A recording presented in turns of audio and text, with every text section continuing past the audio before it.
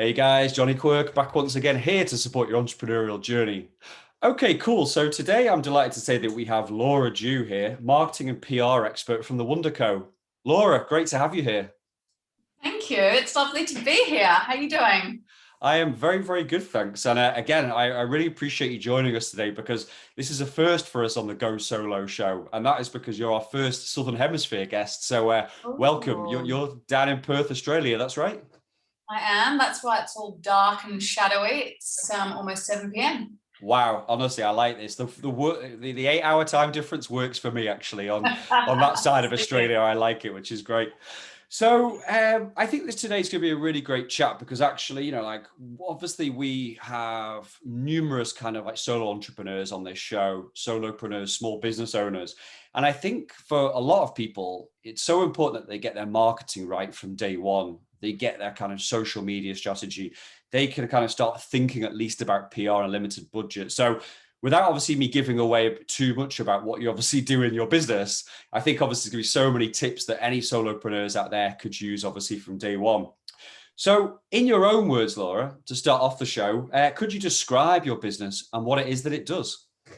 Yeah, so the Wonderco is a boutique marketing and PR agency, and our clients are all small to medium businesses. So it could be a small restaurant. We've got a franchise that has 20 stores, but essentially we look after a range of largely food, beverage, and lifestyle brands that are either not big enough to have their own marketing team yet, or they see better value in paying our team of 3 people a certain amount instead of hiring maybe just a senior marketing manager or one junior. And we just make sure that all of these businesses find customers, keep resonating with them, and ultimately drive sales. My God, that sounds like the dream. I have the entire funnel here and my brain kind of coming out. But I like what you just said, actually. You solve a pain point for small to medium businesses that they can actually use your agency as opposed to actually having to have that in-house. And Mhm. in terms of the product which you sell, like what is the kind of business model? Do you have businesses on, retainer? Do you do kind of small to medium term contracts? Is it one-offs? Please tell me more about how you make money. Yes, all of the above. So we have generally the two standard types of things that we do are the social media retainer and the marketing retainer. Yeah. And a lot of clients will do both of those. And it's essentially a range of price in terms of how many hours they want us to dedicate to their brand. Yeah. And usually the client will just start on a 3 month not contract, because we don't really lock anyone into any contracts, but a 3 month plan. So we'll create either a social media strategy for them that we execute, and then they see how it goes and they obviously like it and it continues, or we'll create a 3 month marketing plan, and then once that 3 months is done, then they love it, and then we do an annual plan for them which we continue to execute ongoing. Yeah. But we do project work as well. So we do a lot of we've done like app launches, PR for app launches. Yeah. We had a restaurant launch last week. We've got another one next week. And then we tend to jump in for their PR and set everything up, and then just continue with their social after that. Right, brilliant. And in terms of those people who come to you, obviously, and have that first chat with you and say, this is what I want you to do for my business, what's their expectations of success and what you can do for them? Are they fairly realistic? Do they actually have knowledge themselves about what it will take for them to, reach, I guess, social followers, interactions? What's the kind of conversation like when you take on a new client about what their expectations of what you can offer are? Yeah, so I think I've definitely learned a lot in terms of that over the last almost 5 years. Yeah. I think with social, a lot of people are like, okay, we'll pay you for social, and then you're going to get us heaps of followers and heaps of sales. And it doesn't work like that unless you're spending money on advertising now. That's the first thing I always say to them, because Facebook and Instagram are pay to play now, just like magazine advertising. So that's a conversation that we have. And also it's the same, if you're looking to really drive product sales, you need promotions and a marketing strategy as well as a social strategy. So as much as there can be a strategy behind what we're doing on social media, you need kind of the promotions, monthly campaigns, whatever it may be, to drive those sales as well. So that's a conversation that we have. Generally people, I think probably the best kind of clients are people who've tried to do marketing and social for a while themselves. They know how time consuming it is. Yep. They know they probably don't have the expertise and knowledge, and they really want to get it off their plate and just focus on their business. Yeah. Yeah. But some do have unrealistic expectations. Like, I want to get to 10,000 followers in 3 months. You need to do that for me. And we just say, well, unless you want to spend a lot of money on advertising, it's not gonna happen. And then it's like, you don't even know the quality of those leads, like on social, if it's just a data farm, or even if it's just people who are just passively seeing and think they might like it. So no, that's really, really interesting. And I think in terms of what you just said, I think is really cool, because actually the more entrepreneurs we've had on the show, actually it seems like now it's quite a common thing to outsource that social media strategy, where I think maybe it used to be the thing of like a fairly big business or whatever. It does seem to be like something which people do like to farm out. You'd say that was the case?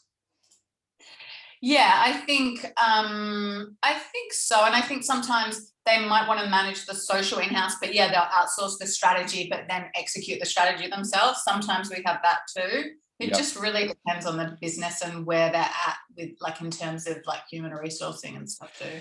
Of course. And I think, it's so important to get it right as well. I think, we could all say we all have 10 hours of each day to spend on social, or 10 hours a week, or however we want that. But there's no point in just going out about that strategy in the wrong way if it hasn't been thought out, and about the kind of audience you're trying to curate really as well. So again, I think it is important. And I would say to any solopreneur or small business owner out there, it's maybe definitely worth considering kind of early on, even working with an expert. No plug here for you, Laura, but it's like, working with somebody who is an expert, who can maybe let you see kind of like how you're going to strategize. Even if you're doing it yourself, it might be one of those things that you still need to put the work in to start off. And we're going to dig into that later on in the show as well. So what actually gave you the idea for this, and where does the passion come? So I looked at your website. Obviously, we've known each other for many years, but I was kind of almost drooling at some of the clients that you have. Food and drink is my kind of area as well. I love it. But, what kind of gave you the passion to start your own business? So I definitely didn't intend to start the business at all. I was working with you at Yelp, and, all of the international operations ceased to exist. And my husband and I just bought a family home. And so I was like, okay, great. Like, I don't have a job anymore. So I just got back to everyone who had been hitting me up on LinkedIn DMs being like, can you consult for us over the last however many years? And it was always a conflict of interest, and I never had time. So I just got back to them and said, look, I'm now I've just been made redundant. I'd love to do some consulting over you. It was November.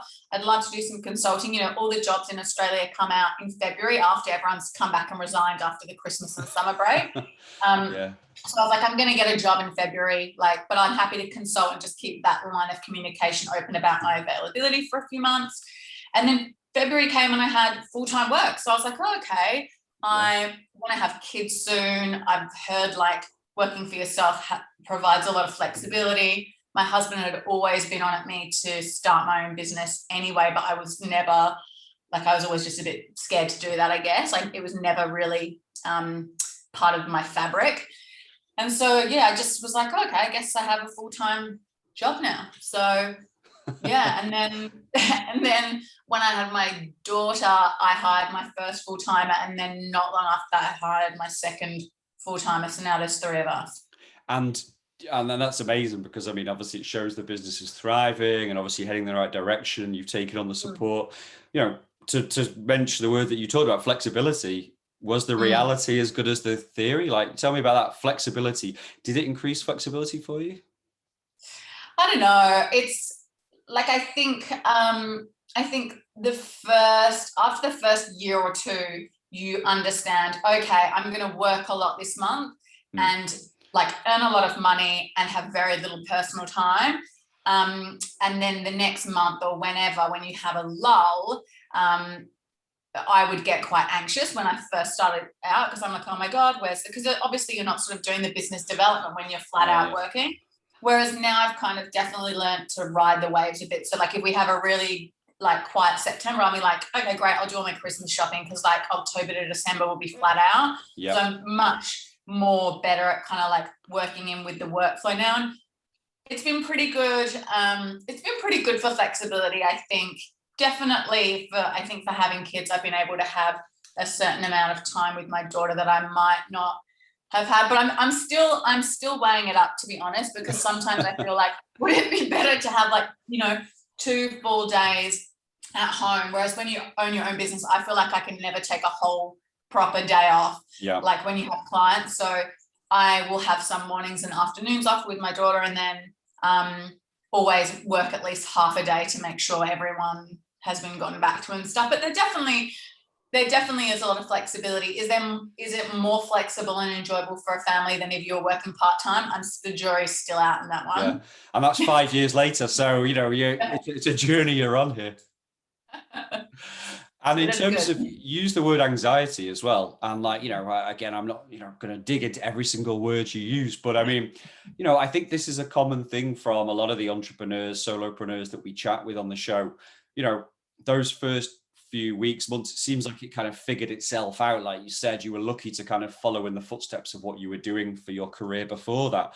But, when did that kind of anxiety almost go away? And you can please feel free to tell me it still exists every day, but that kind of anxiety, imposter syndrome comes up sometimes with some of the people we chat with. When did you start thinking, maybe I've got this and I'm really happy with what I'm doing, and I feel like I can build this into a scalable business? Look, I definitely think it ebbs and flows. Like, I think the first year is the worst. And I think it depends on your personal situation as well. Like when you probably, like, I started to get in the swing, feeling super confident, okay, making good money, but then you take on the responsibility of paying for someone's livelihood with a full-timer, and that's obviously like very stressful. Yeah. And then with a second member, and you're like, it's all good. Like I've done the numbers. Like, I would never hire someone without knowing that I can pay them, having money in the bank to cover you for a few months. And then COVID hits and you're just like, okay. And you also, I was at a point where we were like turning down clients that I was like, they're not either, like, the product's not a good fit. I don't feel like we're going to personally work well together. Yeah. We had gotten to that point before COVID. And then because of COVID, then you start taking on people again, just so that you can make sure your staff still have an income. So it definitely ebbs and flows, but you definitely have a greater sense of, I think, your self-worth as a business and your services. Yeah. I think for quite a while you're like, oh, I know I've got the expertise and I'm offering something of value, but then I think it gets more and more obvious, especially as people start writing those Google reviews. They're always nice to read. Yeah. But I think that was actually another question I would bring up, which is great, because again, another thing where a lot of our guests have talked about is that the first year or two was bumpy. It was that kind of slight anxiety, what's happening. But then actually, as that, it's almost like planting those seeds to grow tomorrow. You're doing the work. You're hoping you're doing the right work that's going to bloom into something for you. But actually, you then can get a little bit more picky with clients. You can actually, because I guess you can't be too broad to everybody, and you can't kind of like try and just do every single thing. It's good to have your niche, which obviously, as you said, it's mainly around food and drink based businesses as well. Yeah. In terms of that, how do you almost like unpick this now out of COVID? I mean, do you have a strategy, or are you just happy to be surviving / thriving? Or, how do you realign where you're at? Or is it just that you're a natural place of where you want to get to? We are very lucky in that we are like 100% exactly where we were pre-COVID now. But that's keeping in mind that we are in the most isolated city in the world, and our premier, who heads up our state in Australia, just shut down our borders. He wouldn't even let anyone in from any other state in Australia, because Melbourne got hit quite badly, in Sydney. In Perth, I don't even know at the top of my head, but like, I think it's only around about 10 people who had COVID. So it's like we had a lockdown for I can't even remember how long the first one was, maybe 4 weeks. And that was really bad, obviously, for our restaurant clients. Yeah. But the Australian government was really good at subsidising income and helping landlords negotiate helping tenants negotiate rent reductions with landlords. So we are just we are kind of unscathed by COVID. So we are pretty much back where we were. Everything is totally normal.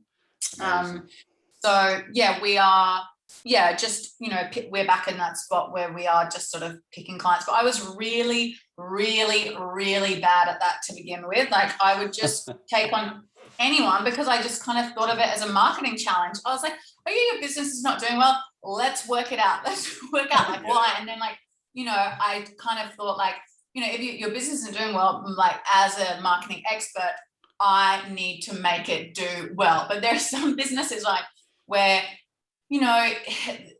there'll be like a multitude of reasons of maybe why it's not working. And now it's easy for me to just have a phone call with someone and not even meet them and know if we can make them very successful. Yeah. But yeah, I used to take any clients, any service almost imaginable within the scope of like marketing to begin with. Yeah. You're like, I don't know why your petrol station's not winning any Michelin stars this year, but I'm determined to try and get it sorted. Pretty much. Yeah. This will be one for the autobiography. This is where you're kind of like, that day when we did that. But, again, I don't want to like, we don't have to talk about this at length, but I'm just interested in terms of like some of those reasons why you don't feel it kind of maybe works out for a business, like, is it the business owner? Is it the concept? Is it whatever? Like, a few reasons and maybe how you would bring that up with the business owner about maybe how they can pivot. Might not be that you want to take that client on now, but maybe a few suggestions you could give to try and help them. So, I can give a couple of examples. I guess my first thing, like, I think it's a balance of like not investing too much at the beginning, because obviously businesses don't have endless amounts of money, but investing in the right things. So say we had this small business that approached us a few weeks ago and you'd spent like $15,000 on signage.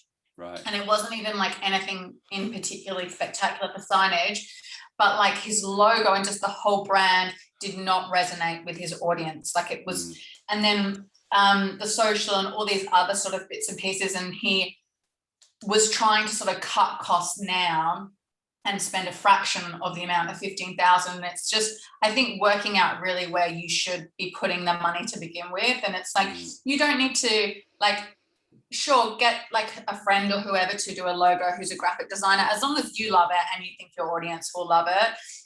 But there's certain things that you do need to invest in to begin with to make things look good. And I think there's a difference between what you like as the business owner and what your like customer is going to like. And I think we've had to teach a lot of clients that as well. They're like, I don't know if I like the look of that. I was like, that's cool. Like you're 40 and you're a man and your like customers are 16-year-old girls. So that's good. Like you shouldn't really like it that much.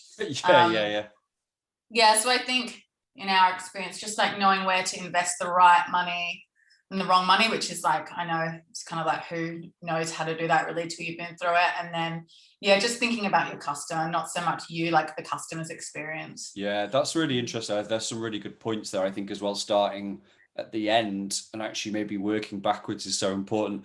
Like you said, why spend 15 grand on signage if actually you haven't got the fundamentals right?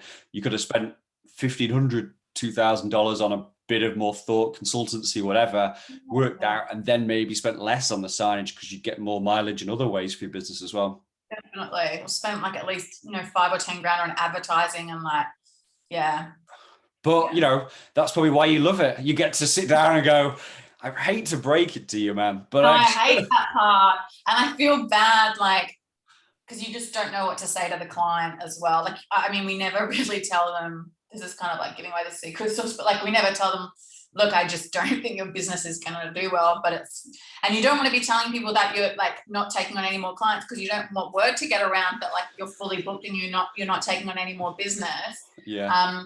So we usually just say it's not a good fit at the time. Okay. Yeah. Look, I like that. We do try and give them some advice as well. We're like, here's a few things that we could suggest that you work on yourself. I think that's important. I think that is the mark of kind of maturity of your business. Like you said, that you'll pick and choose, and even to use word of mouth and referrals. It's better that somebody lands on your website or hears word of mouth, and you've actually helped a relevant business, because call it law of attraction, call it whatever. But if you're putting yourself in that space, then people understand what you stand for. if you're scattergun and whatever, you know, you just, how do you get that reputation? I guess that's how almost you develop yourself into a premium service for people as well. Yeah, definitely. Yeah, that's definitely something I've learned as well. And it's even just like, you'd be surprised at how much stuff is just like through, like, obviously, like what you're saying, you want to boast about the work that you're doing on your own social media and website. And so if you A, can't even do that, or B, it's not great, you're only going to attract that work, like you were saying. But I think also you'd be surprised how many business owners are networked with other similar business owners. Like, we've got a kombucha brand who just referred an organic stock, like the soup stock company, onto us. You know, other restaurants that have referred other restaurants on as well. So those business owners are all referring stuff on too. Yeah, that's amazing. And I mean, that's where the passion comes from, to do your business. Because actually, if you're getting excited by the clients who are coming to you and you're working, you know, that's actually what motivates you to get out of bed in the morning. You know, not just the kids, of course, you know, but, you know, he'll get you out of bed whatever time of the night. But actually to be able to kind of sit there and go, wow, kombucha brand, love it. Wow, organic produce, brilliant. Wow, if we do a great job of this really cool restaurant, who knows what's going to open up. If you're just doing it for the cash, then you know, you're diluting your brand over time as well. And, you know, like I said, you know, we've talked with all sorts of people on the show, and everybody has been able to evolve this. You know, everybody's realized to an extent where their niche is. And that's when, again, you know, they've developed great brands, great reputations, and they're able to, again, turn it into a premium product as well. The big question I always ask of everybody who comes on this show is, you know, do you think you could ever go back now after 5 years? Do you think you could go back to a salaried position? I don't know. I've been asked this a few times in the last year or two. And I think, you know, I mean, apart from the fact I never sort of want to walk away from our clients or my employees and like leave them without a job, I think it would have to be a pretty spectacular brand. I think the only thing, like, I think probably one of the best things about this job is that because a lot of our businesses are small to medium, you can really quickly see, like, they'll ring you and say, okay, great, we got however many bookings, or we got this many sales through, or you can see through Facebook or their website how many sales they got from a campaign you're running or from an article that went into a newspaper. And that's really rewarding straight away. But I think you do, as a marketer, miss out on like more global stuff, or like at least doing marketing internationally or in like multiple different markets. So I think, you know, you do sort of miss out on a little bit of excitement there as a marketer, but it would have to be pretty amazing. I don't know what it would be. Yeah, I think it's always worth kind of keeping your ear to the ground, really, you know, like having a closed mind or whatever, you know, because you're never too sure what's around the next corner, for good or for bad. So it's always worth being kind of, you know, interested about what's out there, really, and actually having that, like you said, a big global brand could be that. I think it's also a case of, you know, what you want out of life. You know, I mean, you know, again, I was going to ask it later, but I may as well ask it now. You know, like, what's your kind of like dream with the WonderCo? I mean, do you see it as, do you want it to be a sustainable business, or you know, where it fits in with your lifestyle, and in 20 years time, you're like, wow, we built a really great business, but I've been able to have a great lifestyle? Or do you really see this as, you know, do you get fire in your belly to scale it and think, wow, well, we've got Perth covered, but what if we set up a regional office somewhere else or something else? Like, what would be the overall vision about where you want to take the WonderCo? Yeah, I don't know. It depends, because I think when we first started, and like I was seeing like a lot of growth, and then, you know, hired Adrian and Robin, who we all work together. I was at the time thinking, oh, you know, okay, let's just keep this going. Maybe we'll get to like 10, 12 people in a couple of years, and just sort of see where it goes from there. But then I think, as the owner and someone who really enjoys marketing, like that's what I want to be doing day to day. I do enjoy a little bit of the like workplace culture and psychology and all that kind of stuff, managing people, but I don't really want to be managing a team of 12 people. Like, that's not how I want to spend my day to day. Which is essentially what you would have to do, unless I guess you hired someone to like manage like HR. an MD or something. Yeah. I mean, that's I think that's kind of where we're at the moment. Like, I could maybe see us hiring like 1 or 2 more people maybe, but I think we're in a good balance of like everyone's growing and developing professionally, everyone's doing work that they're interested in, the clients have a really great resource, and we're constantly, you know, being able to keep them up to date with marketing technology and stuff. I think like we're in a really good spot now.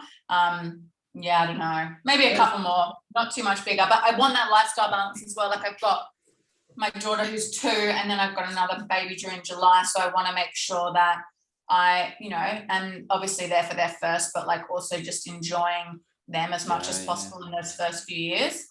Well, the good news is that I don't have a $10 million check here saying I'm ready to take this global. I don't work for Coca-Cola or somebody who's ready to say, how do you fancy this global marketing up? But what I can say is it seems like, you know, you're in a good place. I mean, you know, it seems like you're happy. Like it's great that obviously business has recovered from the COVID situation. Yeah.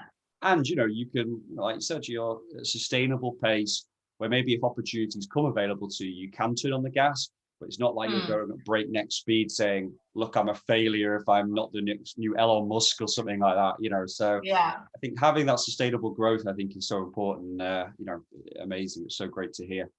Right, we're now moving on to section 2 of our Go Solo show here, where we actually delve into the top tips maybe that you could give to other entrepreneurs out there. So obviously your experience, Laura, is all around marketing, PR, events, those sorts of things. And, you know, I do this through the prism of a small business owner, maybe someone who wants to grow a yoga business, a personal trainer business, maybe start a cafe, maybe it's a chef who's got a concept for a street food truck.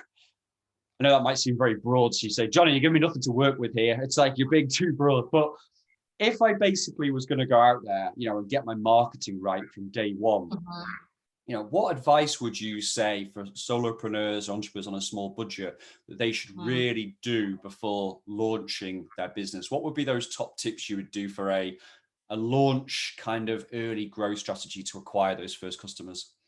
Yeah. So I think the very first steps is obviously coming up with a business name, and then getting a logo and just like a 1-page bio, like explaining what the business does. And then from there, I think setting up all your social media. I don't think you need a website if you are just say a cafe. You can put your menu and everything on Facebook, but I think if you're much like, you know, if there's going to be more involved, like restaurant bookings, e-commerce or anything else, then you do need a website, and they're not that expensive, and you can do them on Squarespace pretty easily yourself. And then I think just with the branding, when you start like venturing out into these marketing channels, just like pick your brand colors with your logo and just make sure that you're using the right colors. And it's really easy to do all that stuff in Canva now, but like, you know, pick 1 or 2 fonts. You don't want to be using more than that. Everything needs to look consistent. Otherwise the brand just looks untrustworthy and messy. So that's a good starting point. So then you've got your social, you've got your website. If there's anything remarkable, and when I say remarkable, I mean everyone who starts their own business thinks that they're kind of remarkable, but like something that's newsworthy. Like you can't email a journalist and be like, hey, I'm opening a bookstore. There has to be something remarkable. Like, do you have a first edition of a book that you're going to have? Or like, you know, is one of the business owners an author or something like that? If there's something newsworthy, then you can try writing a media release and getting some media coverage to begin with too. And then, sorry. No, carry on. I was going to ask a bit deeper in terms of the PR, but you carry on what you're saying and I'll pick up that point in a minute. Yeah. And then I think social, like I said before, you can't get a huge amount of growth on social without spending too much money on advertising, but it does happen. Like, especially with restaurants, we have clients that don't spend advertising within the first month or so, and they get quite a lot of growth in followers because either they get the PR or just because we're using the right hashtags so people find them organically, or they're engaging with potential customers or doing influencer outreach and inviting influencers to come along and getting good growth on social that way. So that's important. And then if you do have money for advertising, then you can do some pretty amazing things with Facebook ads, creating sales funnels, lead gen, setting up those email automations is a really great place to start. Brilliant. And I think obviously, in terms of PR, I think we know, sometimes it's a bit of a game you're playing, with journalists. I mean, this omni-channel approach which you're talking about is really Mhm. important, because I think, you've got to just make sure that you've got numerous different funnels and they're all kind of taking you to a set amount of assets if you're trying to direct people to ultimately either buying something from you or becoming a subscriber or whatever. But in terms of getting great PR, like, first off, like you said, you start with a story. It's got to be something newsworthy. But I think it's so important to get coverage in an online newspaper or a real newspaper or something, because I think that almost like cements the brand. You get so much kind of like eyes on that, really. But how do I go about it? Like you said, I might have a newsworthy story, but is it literally just a case of trying to would you build relationships with the journalists first, let them know you exist, or do you just keep sending a press release to them, or do you find their emails and start, like sending little emails to them? Like what's going to get pick up and what's going to really probably try and get your repeat coverage for my business? Yeah, it is hard. I think that is like part of the reason that PR companies get the coverage is largely just the relationships they have with the journalists, because journalists, like my friend is a journalist, and she'll get like minimum 500 emails a day, but often like over 1,000. So when she's scanning through her emails and all of them say like media release, media release, media release, media release, she doesn't even read the titles half the subject line half the time. She's just looking for the PR people that she knows or any other good contacts and leads she knows. So that's part of the reason generally that you would pay for someone in PR. But I think if you are doing it yourself, then definitely looking at look at the publications you want to be in, and then look at the journalists who are writing articles, the type of articles that you want to be in. So if you're a restaurant, the food writers, or if you're a tech startup in technology or whatever, and then find out their contact details, which you can do by stalking them out on LinkedIn or Twitter. Maybe try and engage with them on social media first so that they have some kind of idea who you are, or at least maybe if you added them on LinkedIn, they'd see your name, and when you send them an email 2 weeks later, they might be like, oh, I've heard that name before, and they would actually open your email. And then you have to be really careful about how you craft the media release. So the subject line in the email is obviously the most important thing, because if that's the gatekeeper, like that's how you're going to get in. And then just making sure that all the most important information's in that sort of first paragraph, because a lot of people aren't going to read past that first paragraph. And paste the media release into the email. Don't attach it. No one's going to open an attachment. So make sure it's in the email. I think like that's giving you the best chance. And then once you have a relationship, hopefully maybe they would come to you, but at least you could come to them with stories as well. Okay. Look, this is amazing. I wish I'd known this when I ran my own startup here as well, Laura. I should have come straight to you. What was I thinking? But no, we got a bit of coverage, but I think, I'm putting this in the mind of, we're working with a great guy called Roger, who's building his personal trainer business and movement nutrition business on Subkit right now. And I'm thinking of kind of ways, I'm putting myself in his shoes, that maybe he could generate press interest. Maybe his title could be, he runs this thing called Heaven or Hell. And it's kind of like an idea of content where it's like, look, like what's the difference? If you're going to eat that food, if it's saying unhealthy food, what's the best case scenario and what's the worst case scenario? So hell could be like, well, I'm going to get diabetes, or I won't get to see my kids or whatever. But the heaven could be like, actually, I've do it as once a fortnight and it's a nice treat or whatever. So it's the same, what I'm trying to say is he kind of like helps you make decisions by looking at the worst case scenarios, which I think is quite a novel way of doing it. And maybe that could be a great subject line to a journalist, like, are you choosing heaven or hell or something like that? And then maybe to take it one step forward, maybe he could, invite these journalists for a, boot camp with him or something for a one day or something. Do you think it's important to be quite zany almost in terms of getting cut through, or are they just going to go, oh, who's this time waster? I think probably the two things that we see work best are like research that's recently been announced, like tying it in with that. So take the personal trainer, for example. If there's just some research that's come out by the Heart Foundation or the Diabetes Association about something, tying that in, like, because it's obviously like building authority behind what you're saying, as well as trying to get you a free plug for your business. And then any other trends. So like obviously like maybe, I mean, keto's kind of like almost has had its day, but you know, if there's like a food trend that's happening at the moment, and maybe if you're like a nutritionist or something, it would be really great for you to send a media release that says like nutrition explains why keto is so bad for whatever, or so good for whatever. That's that they want, you know, they want experts and they want research, not so much the fluff. So I'd say they're the two good angles.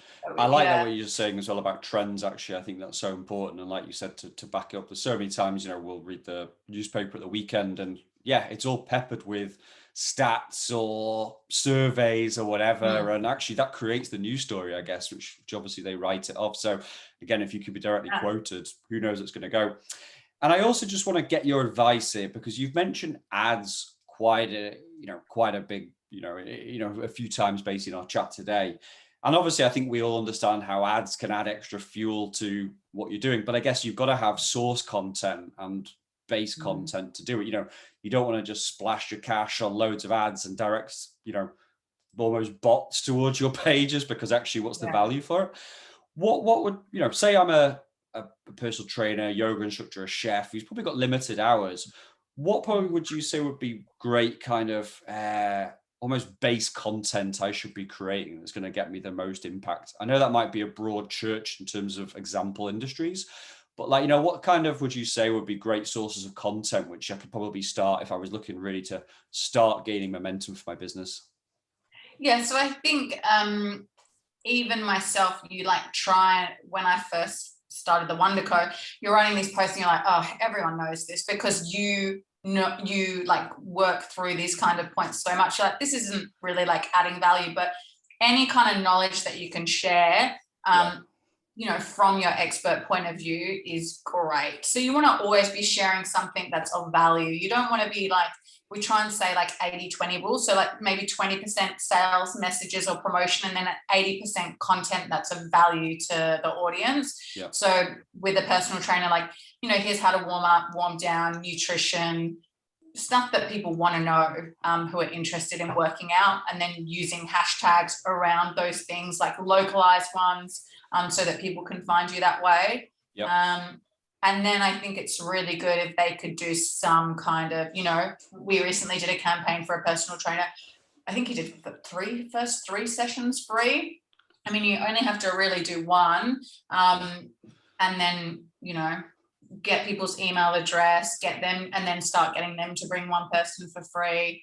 That's a really good place to start too. Okay, brilliant. And again, I love that kind of, the referral is so important as well.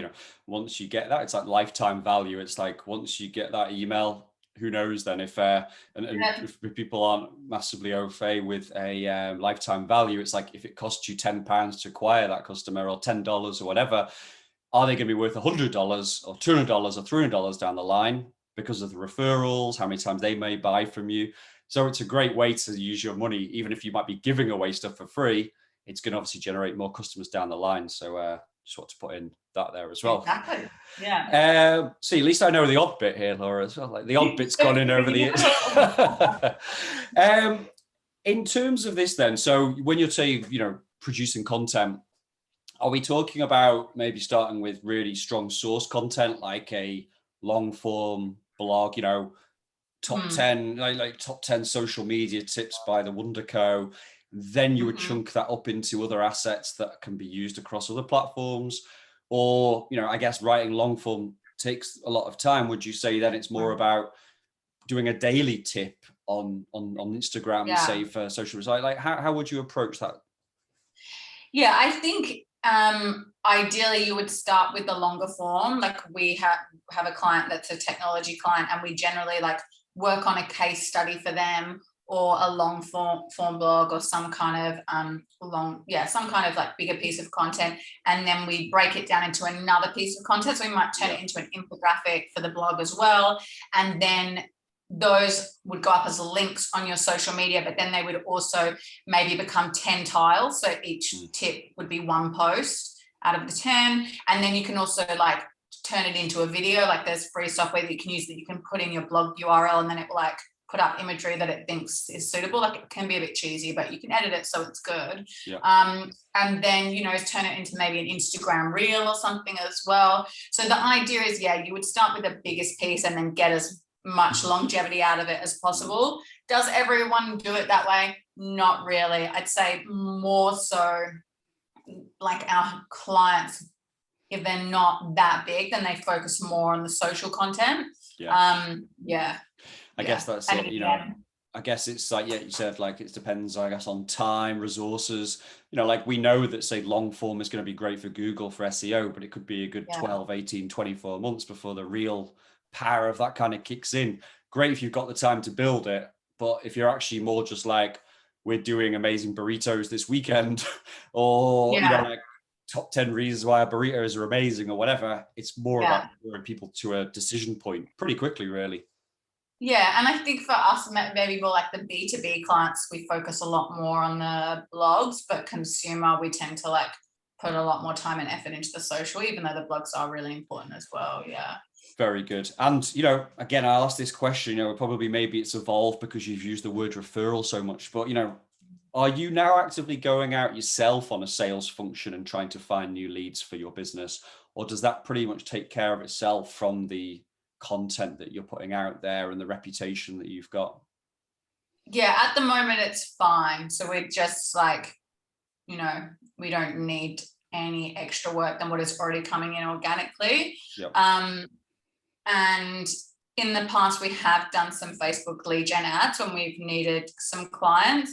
But I've been really lucky, and actually when I was thinking about this call, one of the main things I wanted to get across, because I feel like this is probably one of the things I'd learnt like earliest on, is like when you talk about referral, like referral is great, right, from existing clients, but when you are starting out, you don't have any existing clients or past clients.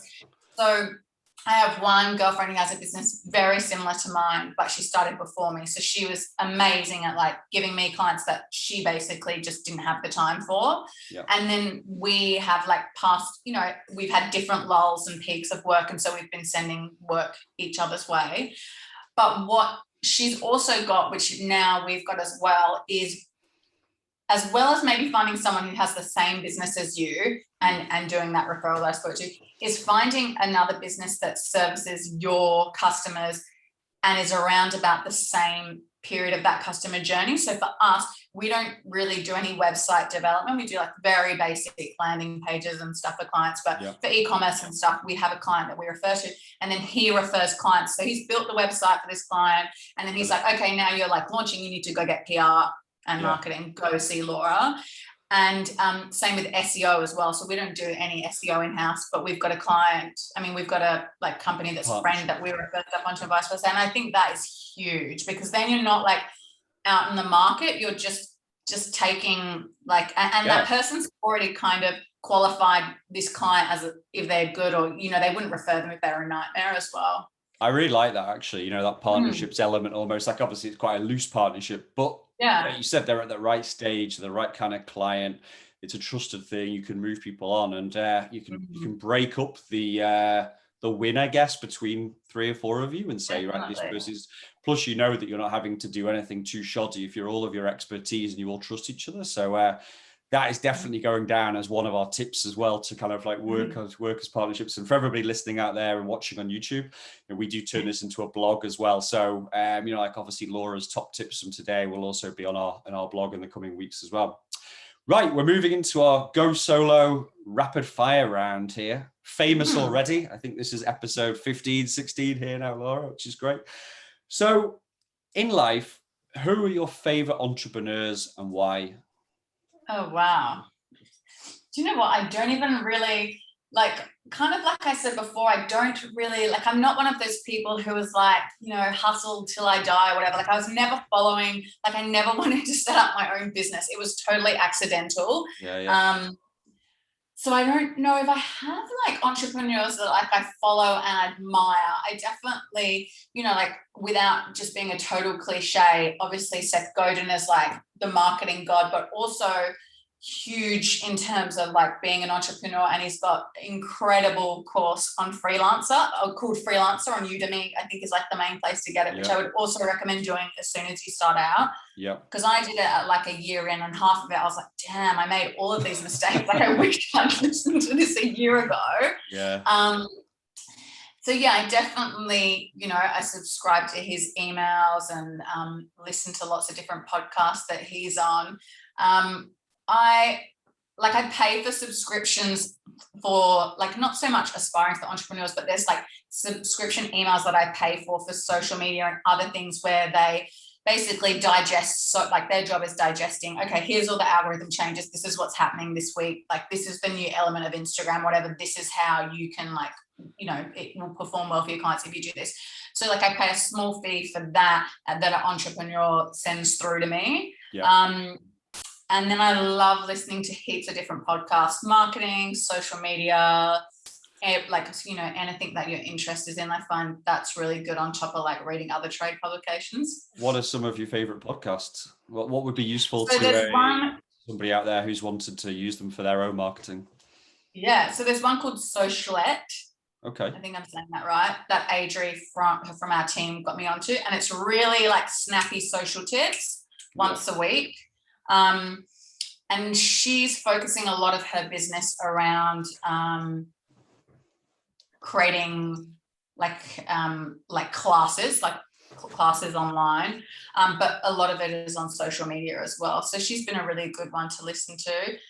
Who else? There's so many. I would have to like look through my phone and tell you all of them, but so like sort of like leadership ones, culture ones for the team, news ones, so like Gretchen Rubin, Happier, trying to cover like all elements of life really. Yeah. Oh God. I mean, yeah, look, sign me up. I mean, again, I guess the follow-up question is, when did you get a chance to actually listen to all these podcasts? How do you fit them in? Yeah, in the car. When I'm working on stuff that's not writing, like I definitely can't. It's funny, I came into the office today and the team like turned the music off straight away in the office because they know that I can't like do a lot of writing and hear lyrics. Like it's okay if it's sort of more ambient music. Yeah. But if I'm like looking at numbers and charts and stuff like that, I listen to podcasts a lot then, but a lot in the car. Like I do a lot of walking for exercise, so I listen to them a lot then as well. Yeah, that's something I used to listen to a lot of podcasts, and I'm trying to get back into it, but I'm trying to find the time. It usually would be like when I'm putting the laundry away or, I'm going, but, even now, like, I was playing tennis last night, and as I was walking to tennis, I was just like, do you know what? I want to leave my headphones off because I'm loving the spring at the moment, the birds in the trees, that sort of stuff. Other side for you're going into autumn like that, but it's kind of a but yeah, I mean, it's trying to pick the time, but I think there's so much good stuff out there, so that's going to go onto our list, some of those examples as well. Mm-hmm. In life, who's your most inspiring person or most inspiring people? Oh, wow, we get deep here. This is the part where we get deep. I love it. I didn't think we were going to be chatting about this.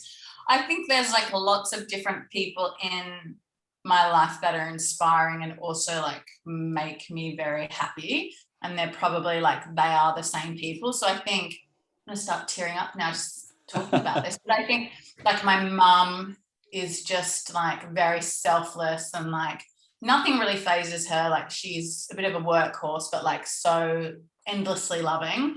Yeah. My like the joy from my daughter and her experiencing everything for the first time, and just like the confidence, like it's just unbelievable. I know like that's not going to last forever. They start to get into tweens and get sensitive, but just seeing her like just go crazy, like when she sees a bird or a plane or whatever, or like telling like everyone at daycare her mummy's here, like it's just like she inspires me to sort of see the joy in little things and like how beautiful the world is, every day, and not get caught up on too much stuff that doesn't really mean anything. Yeah. And my husband as well, he definitely inspires me and makes me happy. I've got like we've got like a girl gang group on, it's like a Facebook group, but it's essentially like a lot of foodie friends. And we're, like we really lift each other up. And the girl who I was saying who owns a similar business to me where we refer work on to each other, there's a lot of people in marketing and social media and food in that group. There's like about 8 of us now. And they're just like a bit of a life raft if you're having a rough week at work, or like you need some advice that you maybe don't want to share with the team, or whatever might be going on. But yeah, they're all inspirational to me.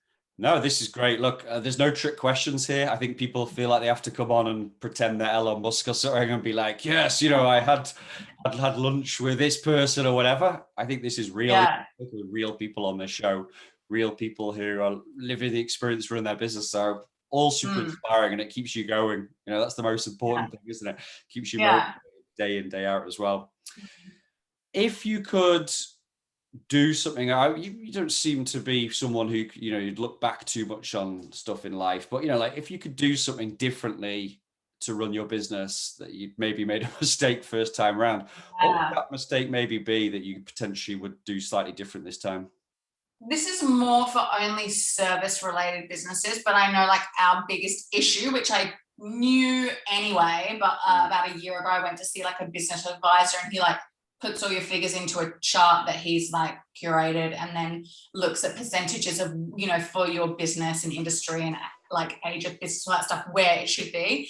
And he was like, we can't really improve anything. He goes, but I like from everything that I was saying, like scope creep is the worst one as a service. Like, as soon as, a client rings you, like depending on what your service is, but if a client is ringing you a lot and asking you for a lot of different things, it's all, you want to provide a really great service to them. But as soon as it's like outside of the scope of work, just when you've got 20 clients within your business, all of those little phone calls and all of that stuff adds up. So beyond giving little bits of advice, I think as soon as you start providing any kind of service outside of what the scope of work is, I would just be really keen to start pushing back on that as soon as possible. And I found that really hard, but now I'm really good at it because I felt like because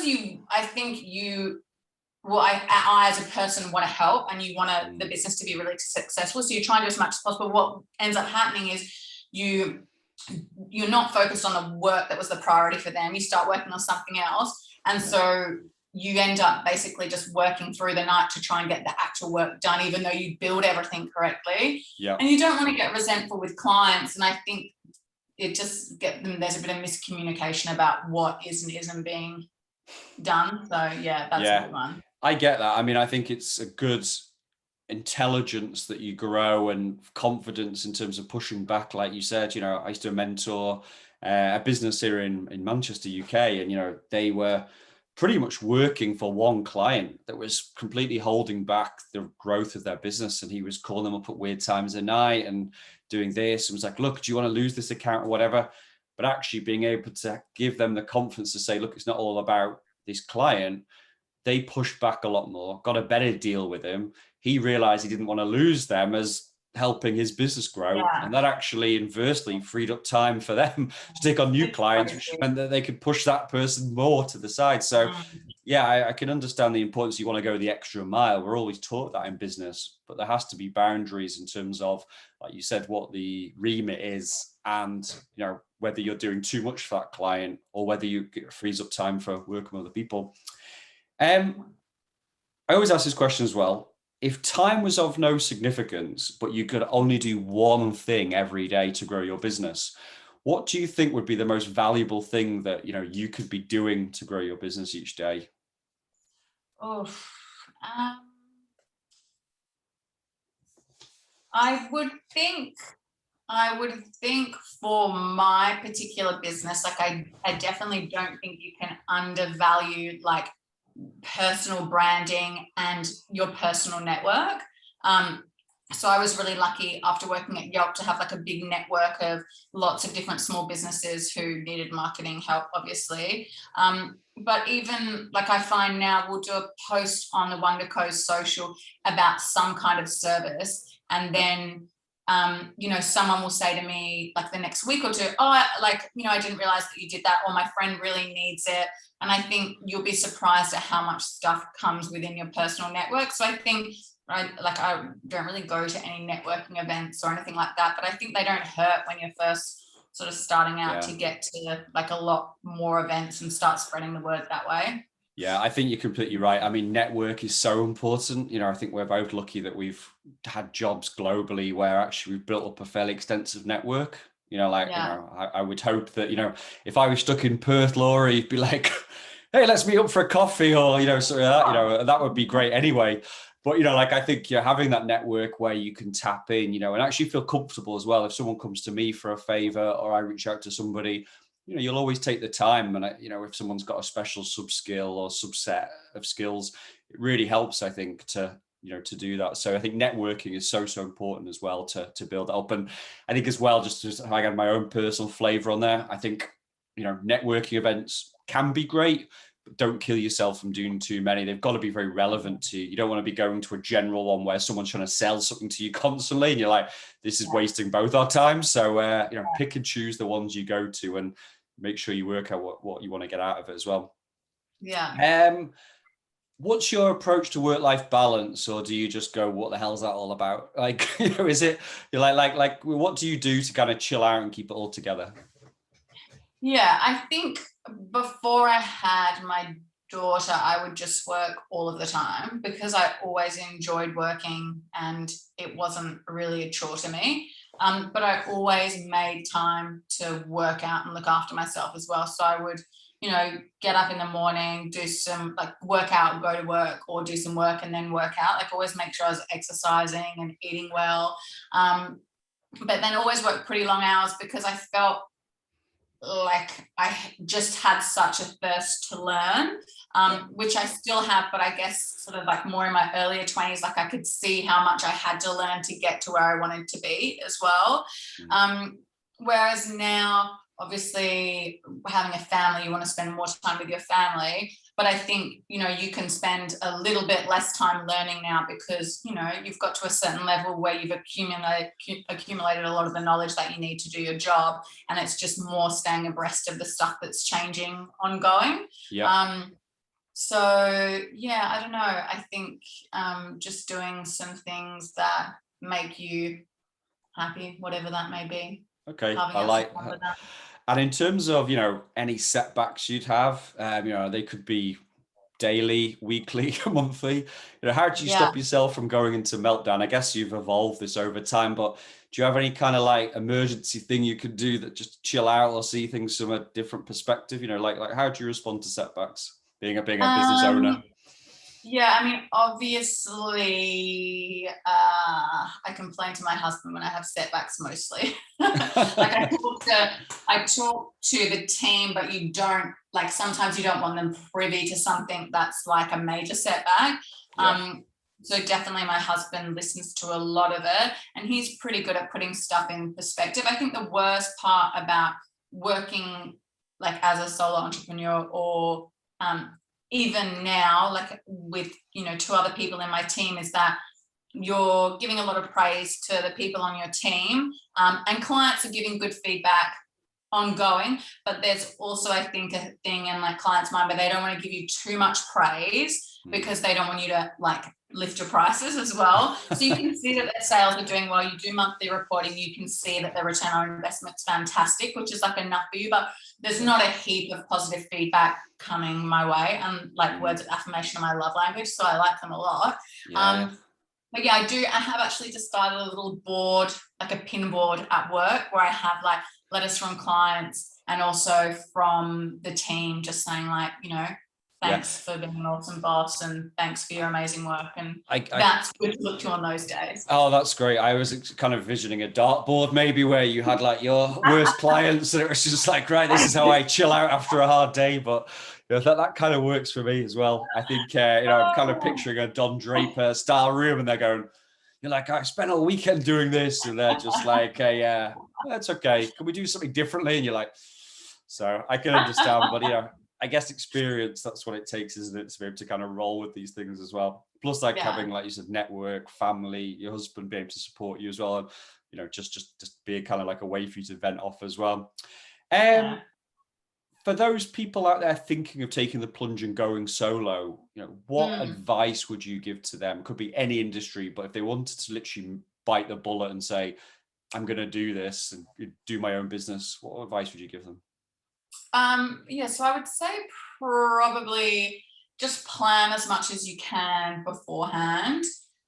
See if you can read all the books, listen to all the podcasts, see if you can find a mentor, I guess, which can be hard because they could often be competitors, but even if there's a similar industry where someone can help you, if you can't get professional guidance from a business advisor or from a marketing expert or whatever it may be. And then I think it's good to, when I first started, I had someone say, okay, well, yeah, we'd love to get you introduced to marketing, but actually our CEO really wants you as a part-time employee. And I was like, well, it doesn't really matter to me. They're like, oh, but we want you in the office. And I was like, well, that doesn't really matter either. And that was actually such a blessing because I was in there 2 days a week and it was like stable income and I was getting super, which is like the equivalent of your pension here. And so it was really not like, you could be like, okay, even if next month's terrible, at least I've got, those 2 days. So I think that's good if you can drop down to part-time and incrementally. Like a kind of side hustle part-time, Yeah. And then the other thing that I also wish I had done earlier is read a couple of different books. One is called Profit First. And it is super cheesy. But it has some really good insights because I think when I was starting a business, I was like, work, earn the money, spend the money on things that I think I need, like subscription software, whatever, then eventually employees, and then like all the money that's left over, great, that's my income. Whereas he has percentages based on your actual revenue of like, okay, so here's how much you should be getting for a salary if your income is 250,000 and over. If it's 250,000 and under, this is what it should be. And so it made me be like, okay, well, I can't really get another employee until we reach this point. So that was good, like just not, I guess, dining on whatever's left of your revenue, but actually sort of looking more at the percentages. That was helpful.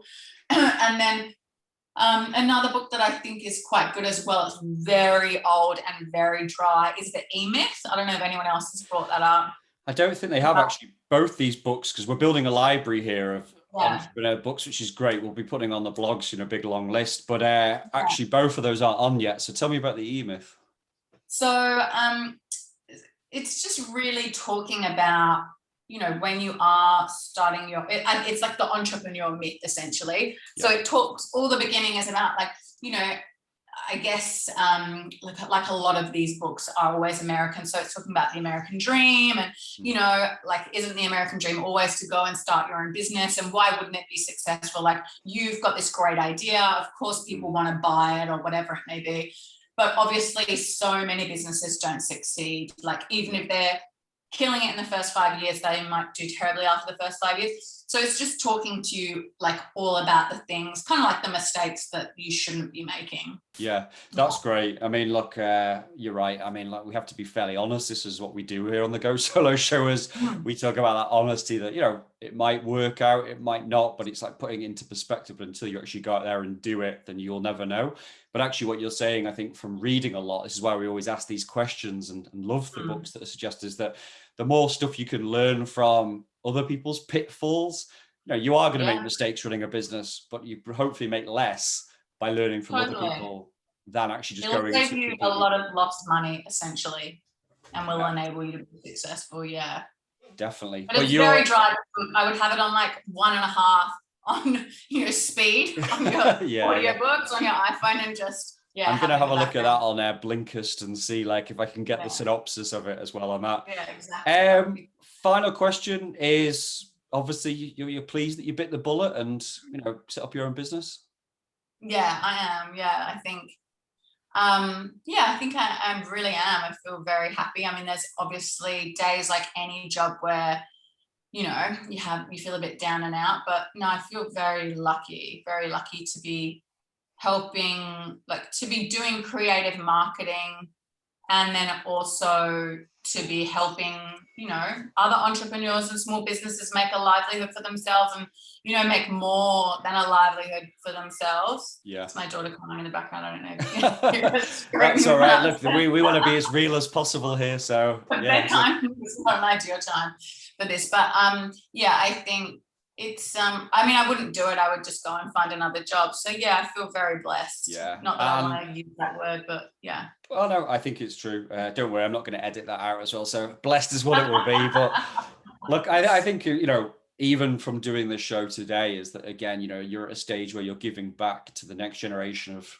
entrepreneurs who are maybe thinking about doing it, or they're maybe in the early stages, or maybe they've been running their business for a couple of years, but they're looking to maybe pivot or reimagine what they're doing and try and make it a better business. So look, we've really enjoyed having you on the show today, Laura. It's been amazing to catch up and obviously chat with you today. Can you maybe point people in the direction of where you hang out online, or what's your website, social media channels? Where do you want to send people to? Yeah, for sure. So we're just thewonderco.com.au and on social, just the_wonder_co. So wonder is in awe, not wonder as in wandering around. Yeah, and then I'm not very active on Twitter now, but just Laura Dew on LinkedIn, Dew Laura on Twitter. Yeah, love to. I'm always happy to answer any queries if anyone's like, I'm in Glasgow, I don't know what I'm doing with this. I'm always happy to shoot a quick LinkedIn message back if anyone's got any questions. Yeah, amazing. Well, really appreciate it. So Laura Dew, thanks for taking the time to join us here today on the Go Solo Show, and good luck for the future. Thanks a lot. Take care. Thank you so much for having me. Take care. No problems. Take care. See you later. Bye. Bye.